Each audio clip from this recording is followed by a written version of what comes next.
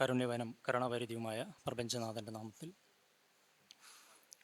സർവസ്തുതികളും സർവേശ്വരന് സമർപ്പിച്ചുകൊണ്ട് വേദിയിലും സദസ്സിലും ഇരിക്കുന്ന ആദരണീയരായ സഹോദരന്മാരെ, സഹോദരികളെ, വെളിച്ചമാണ് തിരുദൂതർ എന്ന തലക്കെട്ടിൽ ഡയലോഗ് സെൻറ്റർ കേരള സംഘടിപ്പിച്ചിട്ടുള്ള ഒരു ചർച്ചാ സംഗമത്തിലാണിപ്പോൾ നമ്മളുള്ളത്. 1400 വർഷങ്ങൾക്ക് മുമ്പ് മക്കയിൽ ജനിച്ച മുഹമ്മദ് നബിയെക്കുറിച്ച് ഇന്ന് നമ്മൾ ഇവിടെ വെച്ച് ചർച്ച ചെയ്യുമ്പോൾ പ്രത്യേകിച്ച് വെളിച്ചമാണ് തിരുദൂതർ എന്ന ഒരു തലക്കെട്ടിലാണ് നമ്മൾ ചർച്ച സംഘടിപ്പിച്ചിട്ടുള്ളത്. എന്ന് പറഞ്ഞാൽ 7-ാം നൂറ്റാണ്ടിൽ ആ കാലഘട്ടത്തിൽ ജനിച്ച് ജീവിച്ച് മനുഷ്യ സമൂഹത്തിന് ചില സന്ദേശങ്ങൾ കൈമാറിയ പ്രവാചകൻ ഈ കാലഘട്ടത്തിൽ എങ്ങനെയാണ് വെളിച്ചമാകുന്നത് എന്ന് പറഞ്ഞാൽ 7-ാം നൂറ്റാണ്ടിലെ അധ്യാപനങ്ങൾ ഈ 21-ാം നൂറ്റാണ്ടിലെ മനുഷ്യർക്ക് വെളിച്ചമാകുന്നത് എങ്ങനെയാണ്? ഇത് ഒരു കൗതുകമുള്ള ചോദ്യമാണ്. അതുമായി ബന്ധപ്പെട്ട ചർച്ചയ്ക്ക് വലിയ പ്രസക്തിയുണ്ട് എന്നാണ് ഡയലോഗ് സെൻറ്റർ കേരള മനസ്സിലാക്കുന്നത്. പ്രവാചക അധ്യാപനമനുസരിച്ച് തന്നെ ശുദ്ധ ഖുർആൻ്റെ വെളിച്ചത്തിൽ വിശകലനം ചെയ്യുമ്പോൾ നമുക്ക് കാണാൻ കഴിയും, വെളിച്ചം 2 തരത്തിലുണ്ട്. അതിലൊന്ന് ദൈവം സൃഷ്ടിച്ച വെളിച്ചമാണ്, മറ്റൊന്ന് ദൈവം തന്നെ വെളിച്ചമാവലാണ്.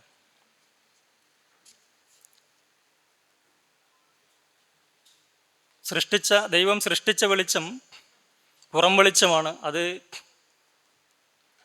കാഴ്ചയ്ക്കുള്ളതാണ്.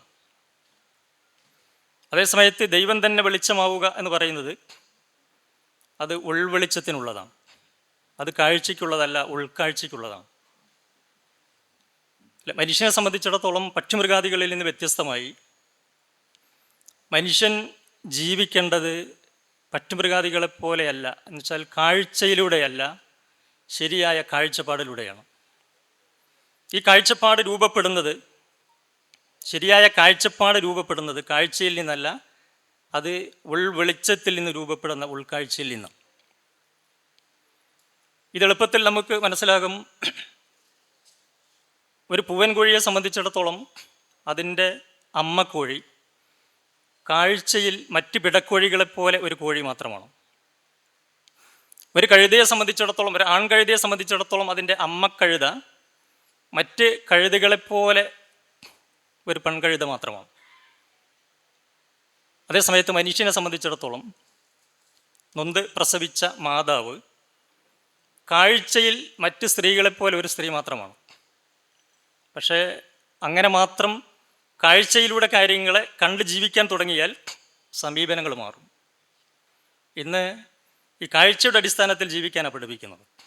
അതുണ്ടാക്കുന്ന ദുരന്തം ഇന്ന് വീടുകളിൽ വരെ അനുഭവിച്ചു കൊണ്ടിരിക്കുന്ന ഒരു കാലമാണ്. മനുഷ്യനെ സംബന്ധിച്ചിടത്തോളം നൊന്ത് പ്രസവിച്ച ഉമ്മ അല്ലെങ്കിൽ അമ്മ അതൊരു സ്ത്രീ മാത്രമല്ല, അതിനപ്പുറത്ത് അത് ഉമ്മയാണ്, അത് അമ്മയാണ് എന്ന് പറയുന്ന ഈ ഒരു ശരിയായ കാഴ്ചപ്പാട് നഷ്ടപ്പെട്ടു പോകുമ്പോൾ മനുഷ്യനല്ലാതായി മാറുക എന്നുള്ളിടത്തേക്കാണ് കാര്യങ്ങൾ സംഭവിക്കുക. അതിൻ്റെ മറ്റ് വിശദാംശങ്ങളിലേക്ക് പോകുന്നില്ല. ആ അർത്ഥത്തിൽ ഈ കാഴ്ചപ്പാട് ഈ കാലഘട്ടത്തിലും എല്ലാ കാലഘട്ടത്തിലും, ഇതുമാത്രമല്ല ഇതിൻ്റെ അനുബന്ധമായി വിശകലനം ചെയ്യേണ്ട പല വശങ്ങളുണ്ട്. അതെല്ലാം ഇവിടുത്തെ പ്രഭാഷണങ്ങളിൽ, സംസാരങ്ങളിൽ വരും എന്നാണ് പ്രതീക്ഷിക്കുന്നത്. അപ്പോൾ അതിൻ്റെ ഒരു പ്രസക്തി എന്ന് പറയുന്നത് 6-ാം നൂറ്റാണ്ടിൽ അല്ലെങ്കിൽ 7-ാം നൂറ്റാണ്ടിലേത് ഇന്ന് പ്രസക്തമോ എന്ന് ചോദിച്ചു കഴിഞ്ഞാൽ നമുക്കറിയാൻ പറ്റും, എല്ലാ കാലഘട്ടത്തിലും പ്രസക്തമാകുന്ന എന്ന് പറഞ്ഞാൽ മാറുന്ന സമൂഹത്തിൽ മാറാത്ത ചില മൂല്യങ്ങൾ അങ്ങനെ ഒന്നുണ്ട് എന്ന് പറഞ്ഞാൽ വൈക്കം മുഹമ്മദ് ബഷീർ ഒരു സന്ദർഭത്തിൽ പറയുന്നുണ്ട്, ഇല്ല, സൂര്യൻ ഒരുപാട് പഴക്കമുണ്ട് സൂര്യന്, പക്ഷേ പഴക്കമുള്ള സൂര്യൻ്റെ വെളിച്ചത്തിൻ്റെ പ്രസക്തി യഥാർത്ഥത്തിൽ നഷ്ടപ്പെടുത്തുകയില്ല. മൂല്യങ്ങൾ അങ്ങനെയാണ്. അത് അല്ലേ, മാറുന്ന സമൂഹത്തിൽ മാറാത്ത ചില മൂല്യങ്ങൾ ഇത് പറിച്ചെറിയപ്പെടുമ്പോൾ പിന്നെ മനുഷ്യനല്ലാതായി മാറുക.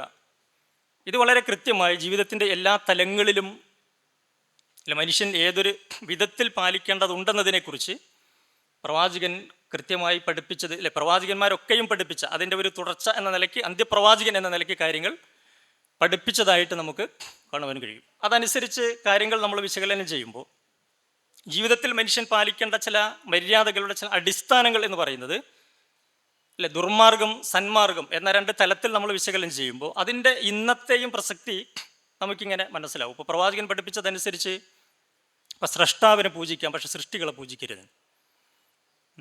ഭാര്യയെ പ്രേമിക്കാം, പക്ഷെ അമ്മയെ പ്രേമിക്കരുത്. വിവാഹം കഴിക്കാം, പക്ഷെ വ്യഭിചരിക്കാൻ പാടില്ല.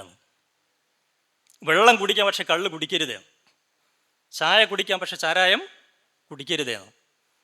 കൂലി വാങ്ങാം, പക്ഷെ കൈക്കൂലി വാങ്ങാൻ പാടില്ല. കച്ചവടമാവാം, പക്ഷെ കള്ളക്കച്ചവടം പാടില്ല. ഇങ്ങനെ ജീവിതവുമായി ബന്ധപ്പെട്ട എല്ലാ തലങ്ങളിലും എന്തുണ്ട്? ഇപ്പോൾ മാനമില്ലാത്തൊരു വരുമാനവും പാടില്ലെന്ന്. ഒരു വിദ്യാലയമാണെങ്കിൽ തുടങ്ങാം, പക്ഷെ ഒരു വേശ്യാലയം തുടങ്ങാൻ പാടില്ല. ഒരു മെഡിക്കൽ ഷോപ്പ് തുടങ്ങിക്കോ, പക്ഷെ ഒരു കള്ള് ഷോപ്പ് തുടങ്ങാൻ പാടില്ല. ഇങ്ങനെ ജീവിതത്തിൻ്റെ ഏത് തലങ്ങളിലും എന്തുണ്ട്?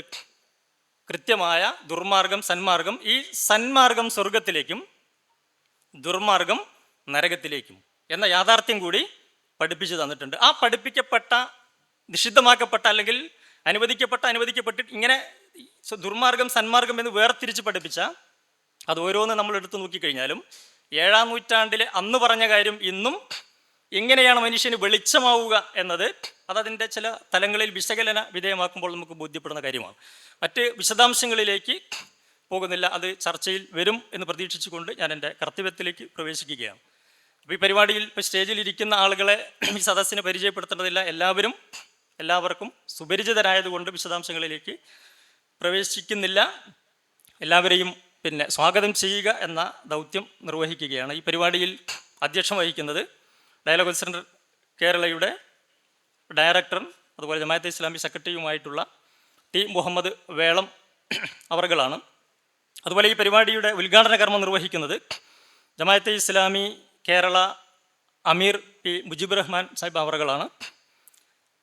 ഈ ഉദ്ഘാടന പ്രഭാഷണത്തിന് ശേഷം ഈ വിഷയവുമായി ബന്ധപ്പെട്ടുകൊണ്ട് നമ്മളോട് പ്രഭാഷണങ്ങൾ നിർവഹിക്കുന്നതിന് വേണ്ടി ഇവിടെ സന്നിഹിതരായിട്ടുള്ളത് ഒന്ന് എഴുത്തുകാരനും അതുപോലെ മാധ്യമ പ്രവർത്തകനുമൊക്കെ ആയിട്ടുള്ള നമുക്കൊക്കെ സുപരിചിതനായിട്ടുള്ള MP സുരേന്ദ്രൻ അവർകളാണ്. അതുപോലെ തന്നെ പ്രഭാഷകനും ആക്ടിവിസ്റ്റും എഴുത്തുകാരനുമൊക്കെ ആയിട്ടുള്ള സണ്ണി M കപ്പിക്കാട്, അതുപോലെ കവിയും എഴുത്തുകാരനും അധ്യാപകനുമൊക്കെ ആയിട്ടുള്ള വിജി തമ്പി. ഇവരുടെയൊക്കെ ഈ വിഷയവുമായി ബന്ധപ്പെട്ടുകൊണ്ടുള്ള പ്രഭാഷണങ്ങൾ ഇവിടെ നിർവഹിക്കപ്പെടും.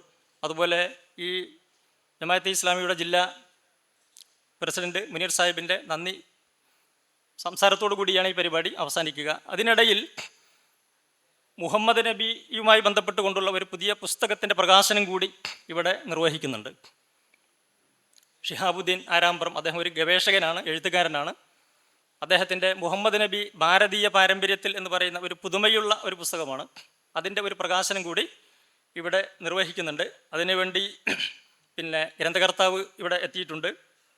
അതുപോലെ തന്നെ അതിൻ്റെ പ്രകാശനം നിർവഹിക്കുന്നത് MP സുരേന്ദ്രൻ അവർകളാണ്. ഏറ്റുവാങ്ങുന്നത് സണ്ണി M കപ്പിക്കാട് ആയിരിക്കും. അതുപോലെ തന്നെ നമ്മുടെ IPH അസിസ്റ്റൻ്റ് ഡയറക്ടറായിട്ടുള്ള KT ഹുസൈൻ സാഹിബ് ഇവിടെ എത്തിയിട്ടുണ്ട്. അതുപോലെ വേദിയിൽ NM അബ്ദുറഹ്മാൻ സാഹിബ് പോലെയുള്ള ആളുകളൊക്കെ സന്നിഹിതരായിട്ടുണ്ട്. എല്ലാവരെയും ഈ പരിപാടിയിലേക്ക് ഹാർദവമായി സ്വാഗതം ചെയ്യുകയാണ്. അതോടൊപ്പം ഈ പരിപാടി കേൾക്കുന്നതിന് വേണ്ടി ഇവിടെ സന്നിഹിതരായിട്ടുള്ള എല്ലാവരെയും ആദരപൂർവ്വം ഈ പരിപാടിയിലേക്ക് ക്ഷണിച്ചുകൊണ്ട് അധ്യക്ഷ സ്ഥാനം അലങ്കരിക്കുന്നതിന് വേണ്ടി ടി മുഹമ്മദ് വേളം അവർകളെ ആദരപൂർവ്വം ക്ഷണിക്കുന്നു. അസ്സലാമു അലൈക്കും.